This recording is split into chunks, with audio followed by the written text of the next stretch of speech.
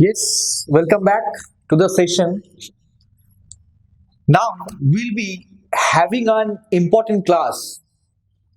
One of the essentials of a civil case, without which a civil lawyer cannot even think. Sir, what is it? It's all about Order 39. It's all about Order 39. Order 39. Order 39 is saying about temporary injunction. Temporary injunction. दोस्तों, आप लोग ये word तो बहुत बार सुना है। Those who have done contract, they have also done another separate act, that is Specific Relief Act 1956. Specific Relief Act 1956. In that particular Bear Act, section 36, 37, if you go and study, you will get the concept of injunction there also. But in CPC, we'll be dealing with the topic of injunction more broadly as compared to whatever we have done in the Specific Relief Act 1956. So, dosto, without any further dealing, let us try to understand what is actually injunction. Now, injunction समझने का आगे थोड़ा इसका background भी देखना चाहिए. Why this type of provisions has been incorporated under CPC? Under CPC, see, every court is constituted, whether it is civil or criminal. Every court is constituted for the purpose of what? Administering justice. For the purpose of administering justice among parties, and therefore must be deemed to possess all such powers as may be necessary to do full and complete justice. Word मैंने use किया full and complete justice. ये full and complete justice करने के लिए courts को इतना सारा powers दिया है जो कभी कभी कोर्ट यूज भी कर सकता है, और इंजंक्शन एक तरह का वो पावर है. Now what is an actually an injunction? If you go to the provision directly, there is no such definition given for injunction. An injunction is basically a judicial process. एक judicial proceedings जब चलता है, injunction का applications party करता है court के सामने. But an injunction is a judicial process whereby a party is required to do or to refrain from doing. कुछ करने के लिए बोल रहा है, नहीं तो कुछ नहीं करने के लिए बोल रहा है. Whereby a party is required to do or not, or to do refrain from doing. See, this injunction has some resemblance with the writ of mandamus. Writ of mandamus में भी बोला था, the one who is having the authority should use the authority, and the one who is not having the authority should not use that authority. You cannot act ultra vires, you cannot act intra vires. आप power से beyond भी नहीं जा सकते हो. आपका जितना power है उससे आप पावर कम नहीं भी यूज कर सकते हो. आपको जितना पावर दिया उतना यूज करना आपको होगा. वैसे ही injunction is a judicial process whereby a party is required to do or to refrain from doing any particular act. It is a remedy in the form of an order of the court addressed to a particular person. Particular person. Injunction एक particular person के ऊपर भी हो सकता है, that either prohibits that person from doing something और continue from doing. अभी एक छोटा एग्जांपल मैं दे देता हूं. चलो, एक थोड़ा बहुत दिन से ड्राइंग नहीं हुआ है. Take an example. This is an apartment. This is an apartment and this apartment is under construction. This apartment is under construction. इसके ऊपर भी कंस्ट्रक्शन होने वाला है. मतलब first floor, sorry ground floor, first floor, second floor, third floor, fourth floor, fifth floor, six floor तक होगा. समझ में आया? सिक्स फ्लोर तक होगा. अभी मान लो जो मैसनरी होता है, जो मिस्त्री वाला होता है, काम करता है, सब इधर काम कर रहा है, बिल्डिंग को बना रहा है as per the contract, as per the construction contract which has been given to them. They are doing their activities, building activities. अभी इसके बाजू में छोटा छोटा करके घर है, इसका बाजू में सब छोटा छोटा करके घर है, बस्ती भी ये हो सकता है। देखो मेरा ड्राइंग में इतना क्लैरिटी हो जाएगा ना, आपको दिमाग में आ जाएगा व्हाट इज एक्चुअली इंजंक्शन। इधर में भी थोड़ा थोड़ा प्रॉपर्टी भी है, ठीक है। तो ये जो मल्टी स्टोरीड बिल्डिंग हो रहा है, एक तरफ आप बोल सकते हो बस्ती का बीच में एक बड़ा हाथी है। क्या मैंने बोला? बस्ती का बीच में एक बड़ा हाथी है। तो ये कंस्ट्रक्शन करने का टाइम कुछ मटेरियल्स ऊपर से गिर रहा है, और ये एक बार नहीं, दो बार नहीं, रेगुलर हुआ। और इस प्रॉपर्टी ऊपर क्या हुआ है, थोड़ा बहुत डैमेज भी हुआ है, डैमेज भी हुआ है। How can you resolve the matter? आपका पहले तोड़ जाएगा, तब आप जाके कंस्ट्रक्शन कंपनी को बोलोगे ये क्या बात है, तो आप समझ लो आपका घर नहीं रहेगा उस टाइम, पूरा का पूरा घर आपका डेमोलिश हो जाएगा। इससे अच्छा उसका काम तभी रोकना है। तो रोकना है इसका मतलब रेस्ट्रेन भी करना है।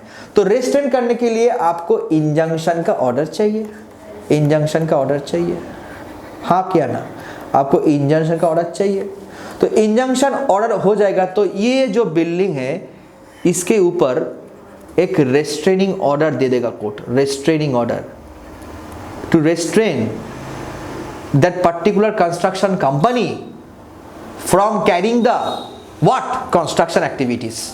और उसके साथ साथ जितना डैमेज है पहले इन लोग को दो, and also ensure that in the future ऐसा डैमेज फिर से नहीं होगा।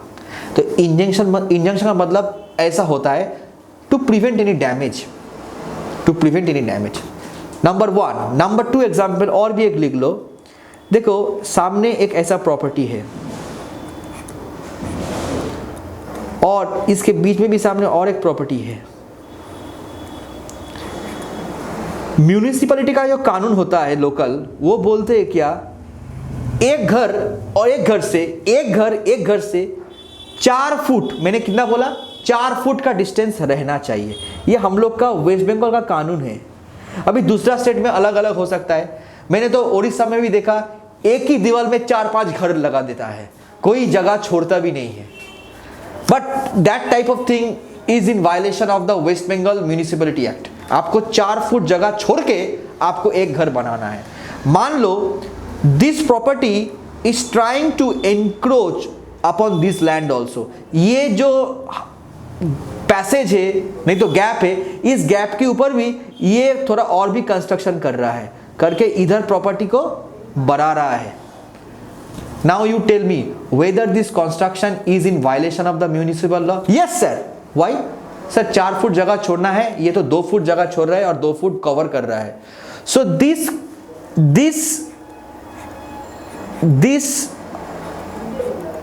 house who is actually the owner can file a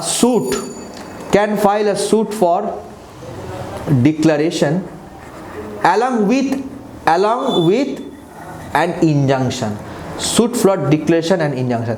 देखो कभी कभी ऐसा भी होता है, आप इंजंक्शन देर में मांग रहे हो कोर्ट से, तो अनऑथोराइज्ड कंस्ट्रक्शन हो जाएगा। और अनऑथोराइज्ड कंस्ट्रक्शन को तभी तुरंत रोकने के लिए, मैंने क्या वर्ड यूज किया, तभी तुरंत रोकने के लिए। जैसा होता है ना, कल आपको बेंगलुरु जाना है, आपके पास टिकट नहीं है, आप क्या करोगे? तत्काल टिकट करोगे। क्या करोगे? तत्काल में जाओगे। एक दिन का आगे वो टिकट हो जाता है, तत्काल, इमरजेंसी। वैसे ऐसे एक्टिविटीज चल रहा है तो क्या होगा, आपका जो 4 फुट का जगह जो छोड़ना था, यह प्रॉपर्टी ऑटोमेटिकली एनक्रोच कर रहा है, उस प्रॉपर्टी के ऊपर ऑलरेडी आ गया। तो आप 2-3 दिन 1 महीने रुक जाओगे तो यह प्रॉपर्टी कंस्ट्रक्शन भी हो जाएगा। बाद में तुम्हारा ही दिक्कत होगा, court will ask you why at that point of time you have not come before the civil court for the injunction. क्योंकि एक बार प्रॉपर्टी जब हो जाता है, उसको तोड़ के फिर से वो जगह लेके, मतलब फिर से वही जगह ले आना थोड़ा बहुत मुश्किल होता है। So you got the concept of injunction now. It's to do something or to refrain from doing something. See, stay and injunction is different thing. कभी कभी बच्चे लोग स्टे के साथ इंजंक्शन का कंफ्यूजन कर देते हैं. Stay and injunction is a different thing. See injunction is an order for what? Prevention of any immediate damage, prevention of any immediate damage और इमीडिएट अनऑथोराइज्ड कंस्ट्रक्शन को रोकने के लिए. Whereas stay means stoppage or suspension of judicial proceeding. Injunction does not mean suspension of judicial proceeding. Injunction is a prohibitive order, a restraining order given to a particular person also, or to a particular any other business entity also. Injunction कुछ रोकने के लिए बोल रहा है, but judicial proceedings को नहीं रोक रहा है. Judicial proceedings को रोक रहा है stay. आप stay order ले आओगे तो proceedings ही रोक जाएगा पूरा का पूरा. So the primary purpose of granting this injunction is only to grant interim relief. ये word तो आपने सुना है ना, interim relief, interim relief. इसको आप हिंदी में बोलते हैं अंतर्भुक्ति जान, अंतर्भुक्ति रिलीफ. अंतर्भुक्ति मतलब केस का अंदर आप कभी कभी इंटरिम ऑर्डर भी मांग सकते हो. आपने सुना है इंटरिम मेंटेनेंस, सेक्शन 125 सीआरपीसी में दिया है इंटरिम मेंटेनेंस. क्या केस चलने का बीच में वाइफ क्लेम कर सकता है, क्या केस चलाने के लिए मेरा पैसा नहीं है, मुझे इंटरिम मेंटेनेंस भी दो? Court can grant that. तो इंटरिम रिलीफ मांग जाता है. The injunction is considered to be an interim relief for the preservation of property, for protection of the property till the legal rights and the real controversy in the suit और till the final disposal of the suit is been done. तो injunction sir कितना दिन के लिए होता है? देखो एक टेम्पोररी, मैंने बोला ये 30 दिन भी हो सकता है. अभी 30 दिन के ऊपर आप एक्सटेंशन भी कर सकते हो. ऑर्डर 39 रूल 1 2 ये सब बोलेगा बाद में. आपका इंजंक्शन मान लो कोर्ट ने आपको आपका फेवर में इंजंक्शन दिया है, उसको रोकने के लिए 30 दिन, आप उसको इंक्रीज भी कर सकते हो bye filing an application for extension of injunction. आप इंजंक्शन एक्सटेंड भी कर सकते हैं. इंजंक्शन का टाइप्स एक्चुअली 2 होता है. देखो अभी हाँ, इंजंक्शंस देने के लिए आपका कुछ कंडीशंस है, वो कंडीशंस भी थोड़ा आपको देखना पड़ेगा. आपका court can not give you injunction until and unless you prove to the court that if injunction is not granted then serious inconvenience will occur, serious harm will occur. Injunction ऐसा court आंख बंद करके नहीं देता है. बात समझ में आया? आपका जो डैमेज जो हो रहा है, क्या होने वाला है, कुछ इमीडिएट आपको रिलीफ प्रिवेंशन चाहिए, इंटरिम रिलीफ चाहिए, तभी आपको देगा. तो सर ये तीनों कंडीशंस थोड़ा बता दीजिए. I am clearing that. एक मिनट.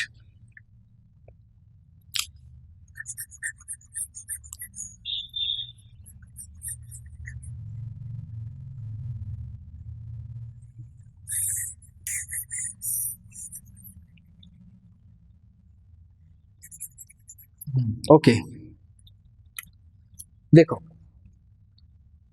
तीनों कंडीशंस इंपॉर्टेंट होता है. आप एक सूट में जब इंजंक्शन मांग रहे हो, देखो इंजंक्शन सूट फाइल करने का टाइम भी मांग सकते हो, सूट फाइल करने का बीच में भी मांग सकते हो, क्योंकि सूट चल रहा है 20 साल, कभी तुरंत ऐसा हो गया डिफेंडेंट जबरदस्ती किसी का प्रॉपर्टी के ऊपर एनक्रोच कर रहा है, नहीं तो कुछ डैमेज कर रहा है, तभी आप इंजंक्शन क्लेम कर सकते हो. नहीं तो मान लो ऐसा एक प्रॉपर्टी है, एक एग्जांपल दे देता हूं उसके बाद और भी क्लियर होगा. और इस प्रॉपर्टी का 4 पार्टीशन होगा, ए बी सी डी, ये चारों आदमी को मिलेगा ये प्रॉपर्टी. डी का कहना क्या है? डी बोल रहे क्या, ये जो पहला पूरा ये हाफ वाला पोर्शन ये पूरा मेरा है और ये मुझे एक्स को बेचना है. Can it be done? No sir, it can not be done. तो इससे अच्छा क्या करेगा, ए सी बी, जब डी का धंधा पता गया, डी का जो इंटेंशन पता चल गया, A B C versus D के अगेंस्ट में केस करेगा. केस का नाम क्या होगा? सूट फॉर पार्टीशन मांगेगा, पार्टीशन एंड इंजंक्शन भी क्लेम करेगा. अभी इधर में इंजंक्शन क्लेम कर लिया तो इसके साथ साथ दोनों चीज आप मांग लिया, बिकॉज इंजंक्शन इज रिक्वायर्ड. नहीं तो आपको तुरंत एप्लीकेशन फाइल करना होगा, ऑर्डर 39 रूल 1. सूट फाइल करने का बाद ही आपको ये चाहिए, क्योंकि आपको पता चल गया डी को रोकना है, नहीं तो डी किसी को सेल करके चला जाएगा और दूसरा दिन एक्स इस प्रॉपर्टी में एंटर करेगा. सर प्रॉपर्टी तो अभी तो बंटवारा नहीं हुआ, पार्टीशन नहीं हुआ, कैसे देगा? बात तो यही है। अभी मान लो आजकल के जमाने में कुछ भी हो सकता है, पैसा ले लिया और एक्स को घुसा दिया, सर एक्स कैसे टैकल होगा? वही तो डिस्प्यूट अराइज ना हो, इससे आगे फैसला हो जाए तो वो बेटर होगा ना। तो इसलिए मैं बोल रहा हूं कि आप एक पार्टीशन सूट उसके साथ इंजंक्शन क्लेम कर लिया, नहीं तो दूसरा स्टेप में नेक्स्ट डेट में ऑर्डर 39 रूल 1 में एक इंजंक्शन मांग लो। डी को रोकना है that D can not alienate the property and sell it to some other person.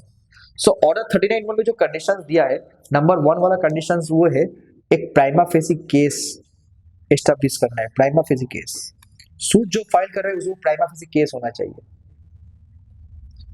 उसके साथ साथ ये भी दिखाना होगा इरिपेयरेबल इंजरी है। इरिपेयरेबल इंजरी,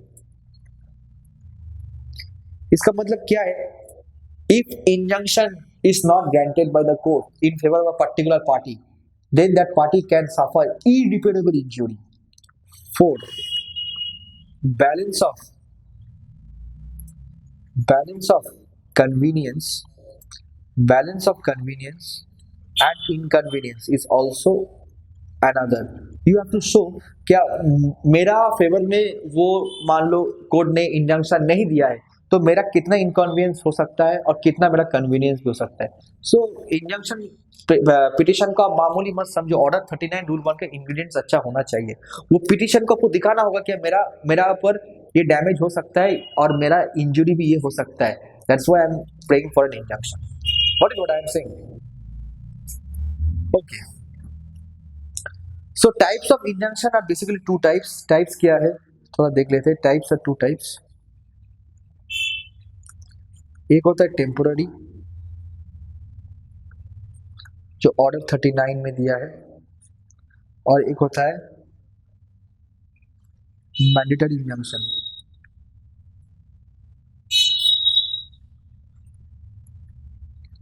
जो आपका सेक्शन 38 से लेके 42 तक आप स्पेसिफिक रिलीफ एक्ट पढ़ो। स्पेसिफिक रिलीफ एक्ट पढ़ो 1956, that is governing. Injunctions are of various types. There are temporary and permanent. Perpetual और permanent injunction वो सेम ही होता है, that restrains the party forever from doing a particular act, and it can be granted only on merits. It can be granted only on merits at the conclusion of the trial. Trial खत्म होने का बाद ही आपको permanent injunction मिल सकता है। It is governed by section 38 to 42 of the Specific Relief Act 1963. I'm sorry, 1963 होगा ये, maybe I'm wrong. So 1963 होगा स्पेसिफिक रिलीफ एक्ट 1963।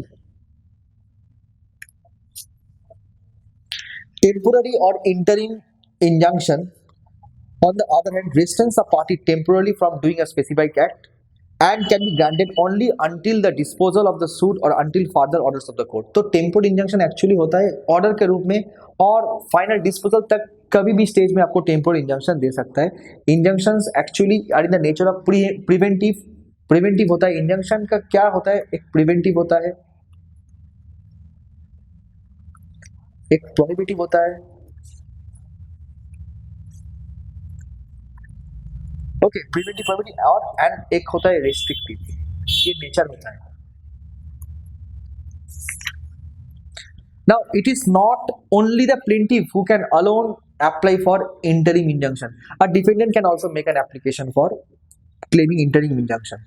तो ग्राउंड्स क्या है टेम्पोररी इंजंक्शन का? तो देख लो temporary injunction grounds number 1, I am reading एक एक करके, नहीं तो थोड़ा लिख देता हूँ, चलो आपके लिए भलाई होगा। ऑर्डर 39 का हिसाब से जो टेम्पोररी इंजंक्शंस आप क्लेम कर रहे हो कोर्ट से, उसके लिए आपको ग्राउंड्स दिखाना है। ग्राउंड्स क्या होगा? जब कोई property which is in dispute actually, so where any property in dispute in a suit is in danger of being wasted, कभी कोई प्रॉपर्टी जिसका चांसेस क्या है wasted, डैमेज, एलिएनेटेड, जैसे मेरा प्रीवियस एग्जांपल में था पार्टीशन सूट में alienated, sorry spelling is wrong,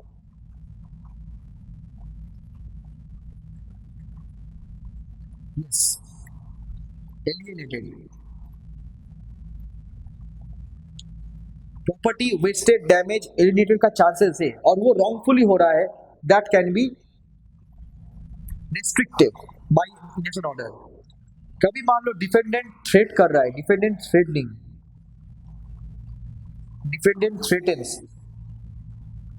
if the defendant is threatening or intends, intention क्या, intends to remove, intends to remove or dispose any property, defrauding creditors, creditors को fraud करने का objective है, तो in order to defraud the creditors, the defendant is threatening or intending or disposing any property, disposing any property with a view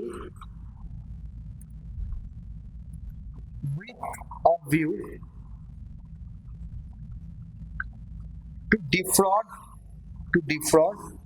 creditors। ये भी कारण है। 3 number point जो है, जब defendant is threatening to dispose plaintiff,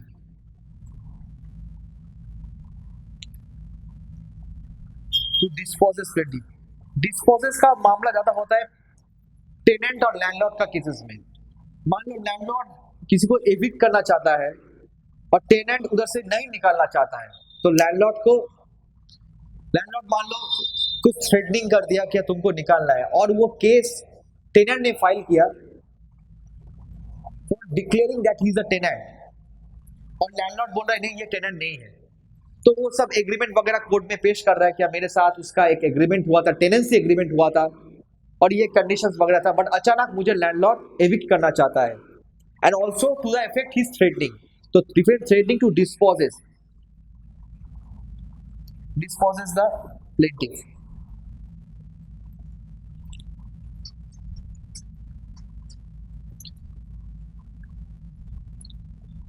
When the defendant is about to commit what? Breach of contract,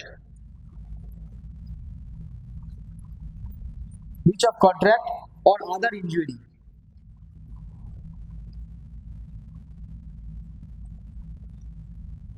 और last but not the least एक point है, in the interest of justice, if the court thinks in the interest of justice it can be granted। This is all about rule 1। rule 1 में ये बोला गया है। So the principles underlying whether a plaintiff can be granted, whether a particular matter can be granted injunction or not, depends on the following things। Number 1, whether the plaintiff has a prima facie case, मैंने पहले ही बोला, whether the plaintiff would suffer a irreparable injury, whether the balance of inconvenience in favor of the plaintiff। ये तीनों चीज, these are the 3 pillars। एक पहले मैं बोला prima facie case, irreparable injury and balance of convenience and inconvenience, जो मैंने पहले लिखा दिया वो इंपॉर्टेंट है फॉर गेटिंग टेम्पोररी इंजंक्शंस। अभी मान लो, suppose take an example, what can be the consequences for disobedience or breach of injunction। Injunction order दिया बट आपने नहीं माना, you are not agreeing with that injunction order and you have violated that injunction order, what can be the consequences? See, injunction order is a restraining order and don't take it very casually। You cannot break the injunction order because it's the order of a civil court and it has been ordered against you for the purpose of restraining to do any particular act। See, in the case of disobedience of any injunction order granted or other order made under rule, or the order made, the court granting the injunction or making the order, or any court to which the suit or proceeding is transferred may order the property of the person guilty of such disobedience or breach to be attached, and may also order such person to be detained in civil prison। तो civil prison jail में हो सकता है। If you violate the injunction order, the consequence can lead up to civil prison also। So may order the property of the person guilty of such disobedience or breach to be attached। Property भी attachment हो सकता है, civil prison में भी जा सकता है, but not exceeding 3 months। Injunction लेके कोई इंजंक्शन नहीं मानने के लिए किसी का प्रॉपर्टी अटैचमेंट किया तो वो 1 साल तक हो सकता है अटैचमेंट, ज्यादा नहीं, उससे ऊपर नहीं, राइट, उससे ऊपर नहीं। Coming back to interlocutory orders, that's also important. What is interlocutory order? See, injunction is also a type of interlocutory order, याद रखना।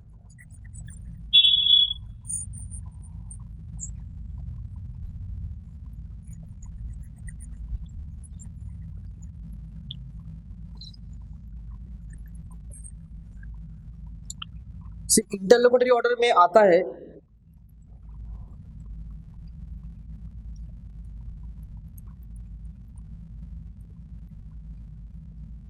just a second. It's starting from rule 6, order 39 rule 6, okay?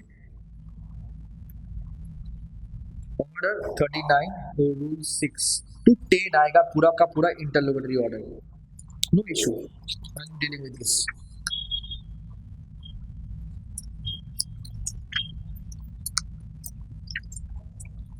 एक बात भी मैंने mention करना भूल गया, injunction order जब होता है ना, तब एक वर्ड सुना है आपने, स्टेटस को। स्टेटस को what does it mean? Status को मतलब जैसे था वैसे रहने दो। मान लो जो प्रॉपर्टी कंस्ट्रक्शन हो रहा था और कोर्ट ने एक इंजंक्शन दिया, जो जितना तक कंस्ट्रक्शन हुआ उतना तक रहने दो, दैट इज कॉल्ड स्टेटस को।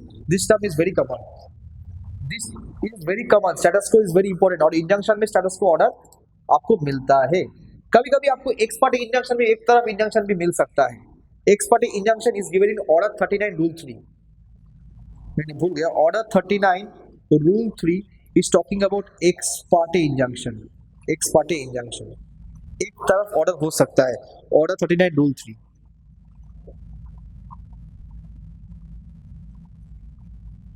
See, rule 3 of order 39 requires the applicant to issue a notice to the opposite party before an injunction is granted. देखो, एक तरफ सुन के कभी तो इंजंक्शन, एक तरफ सुन के कभी भी कोई ऑर्डर नहीं होता है। There is a principles of natural justice playing. Both the parties should be heard. We have heard the concept of maxim of odi alteram partem, that both the parties should be heard. Nobody should be remain unheard. Nobody should be condemned unheard. ऐसा आपने पता है। You have also read the concept of double jeopardy under Article 20, subclause 2 of the Constitution of India. So, ex parte injunction का मतलब ये नहीं है कि एक बार में एक तरफ दे देगा। इंजंक्शन आपने अप्लाई किया तो उसका एक नोटिस आपको भेजना पड़ेगा opposite party, the one who is causing such nuisance, the one who is causing such illegal construction, the one who is illegally encroaching upon the property, तभी तो उसके केस में आप इंजंक्शन ले रहे हो। तो उसको भी आप एप्लीकेशन दो, उसको भी एक मौका देना चाहिए, कोर्ट में उसको अभी आना देना चाहिए। क्यों आप ऐसा कर रहे हो? So rule 3 of order 39 requires the applicant to issue a notice to the opposite party before an injunction is granted. Injunction grant होने का आगे कोर्ट ही बोलेगा आप उसको एक नोटिस दिया हाँ क्या नहीं, तो कोर्ट ही बोलेगा, कोर्ट ही डिसीजन करेगा, the one who is applying for injunction to give notice to the what, to the defendant. Though the court has the power to grant an ex parte injunction without issuing notice or granting a hearing, will be affected by such party the said power to be exercised sparingly and under exceptional circumstances. हाँ, कभी-कभी ऐसे भी circumstances हो सकता है जहां court ऐसा condition में केस को हैंडल कर रहा है जहां आप नोटिस दोगे तो भी आपका मैटर बहुत डिले हो जाएगा। ऐसा भी हो सकता है आप नोटिस दोगे, नोटिस पहुंचेगा क्या नहीं, डिफेंडेंट नोटिस को रिसीव करेगा क्या नहीं, ऐसा भी कुछ चिंतित आता है हमारे दिमाग में। So it all depends upon whether the notice will be received or not. But if not in that case, the court has the suo motu power to grant ex parte injunction. कौन case में? Where irreparable or serious mischief will ensue to the plaintiff. जब एक serious irreparable injury हो सकता है plaintiff का, तो notice नहीं मांगता है, नोटिस नहीं देना जरूरत होता है। बट आपको कोर्ट को उस लेवल में सेटिस्फेक्शन करना है तो एक्स पार्टी इंजंक्शन हो सकता है। Where there is a chance that such person will not obey the injunction order, तब एक्स पार्टी इंजंक्शन हो सकता है। of ex parte injunction would involve greater injustice. ऐसा हो सकता है ex parte injunction नहीं देगा तो जिस पार्टी का फेवर में बहुत बड़ा injustice हो जाएगा. Court will grant injunction for that. The court will also consider the time at which the plaintiff first had notice of the act complaint, so that making of an improper order against a party in the absence is prevented. तो time भी देखेगा. Even if granted, the ex parte injunction would be for a limited period. Obviously, ex parte injunction जब बोल रहा हूँ मैं इधर order में सब टाइम लिमिटेड होता है, फिर से उसको एक्सटेंशन करना पड़ता है, राइट? एक्सटेंशन करने के लिए आपको एक एप्लीकेशन करना पड़ता है. तो ऑर्डर 39 रूल 3 ऑर्डर 39 रूल 3 और रूल 3 का जो पहला पोर्शन होता है इसमें बोल रहा है before granting injunction court to direct notice to the opposite party. General rule यही है, आपको नोटिस देना होगा. रूल 3 में आपको क्या नोटिस देना होगा, किसको देना होगा? अपोजिट पार्टी को, जिसके अगेंस्ट में आप इंजंक्शन मांग रहे हो, right?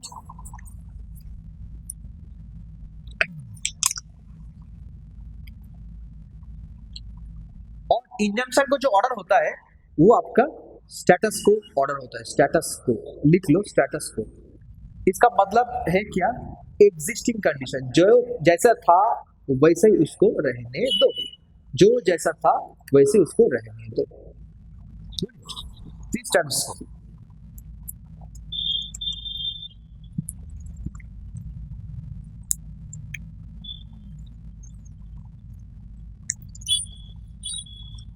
Now, coming to the interlocutory order, order 39, rule 6 and 10.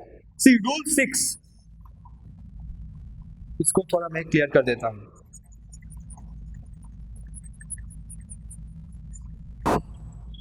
Okay, that's correct. Okay, fine. Thank you. So,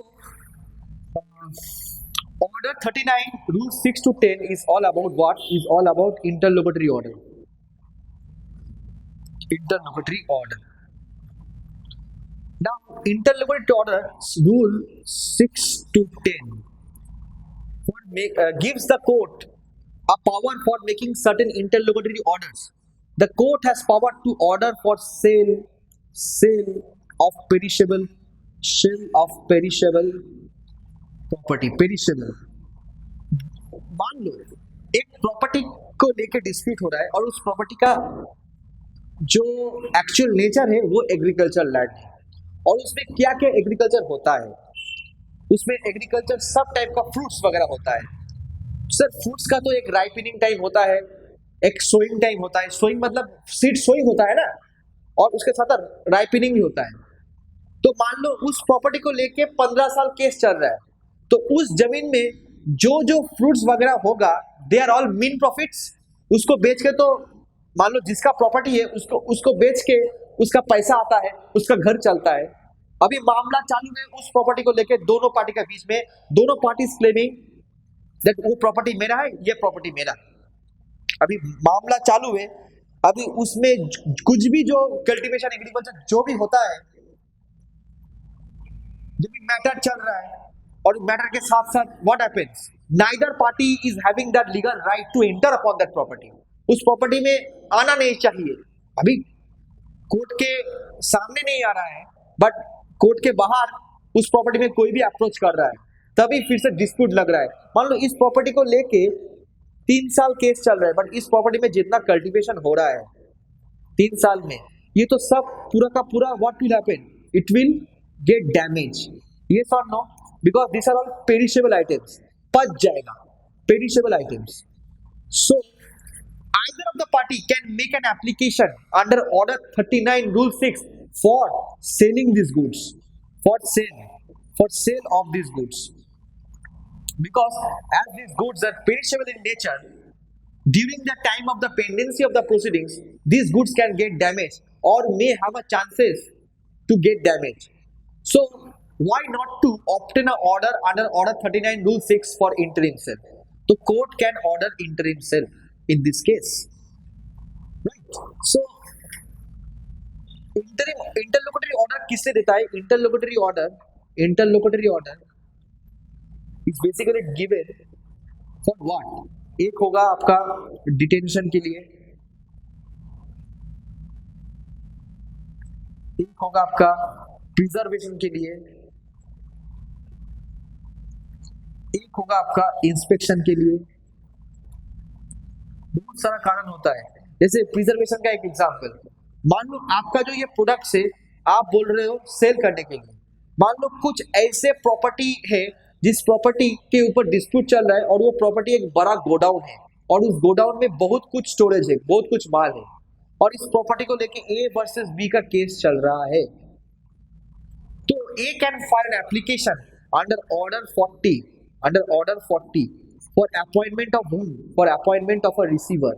Of a receiver.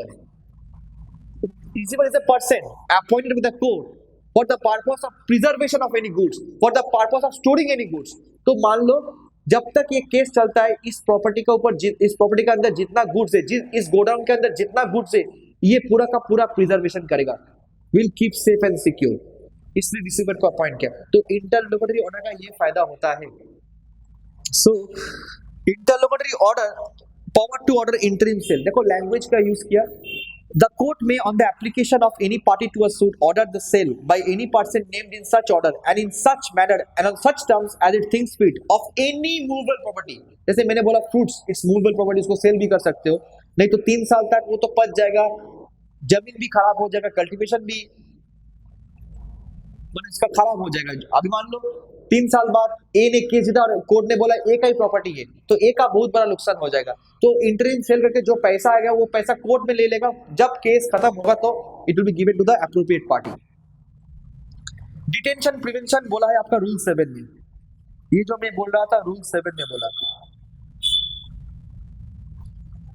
Rule 7 is talking about what? Detention, preservation, मतलब inspection, subject matter of the suit. Suit का हिसाब से ये determine होता है। Rule 7 is all about what? Detention, preservation, inspection. Detention, preservation, inspection. Depending upon the subject matter of the suit. Subject matter of the suit. If the subject matter of the suit is movable property, जैसे mean profits, then obviously उसके लिए preservation आएगा। कुछ property लेके, जमीन को लेके झगड़ा हो रहा है, तो इंस्पेक्शन भी हो सकता है उस प्रॉपर्टी के ऊपर। So it matters. So the court may, on the application of any party to a suit and on such term as things fit, make an order for detention, preservation, or inspection of any property which is the subject matter of suit, or as to which any question may arise therein. लिखा है ना, देखो।